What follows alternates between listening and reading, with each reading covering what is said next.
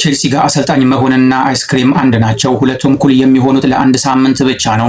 ማሬስካ የዓለም ክለቦች ዋንጫን አንስቶ በ6 ወር ውስጥ ተባረረ ሲባል ለቼልሲ ይሄ ረጅም ዘመን የቆየ አሰልጣኝ ያሰኝበታል።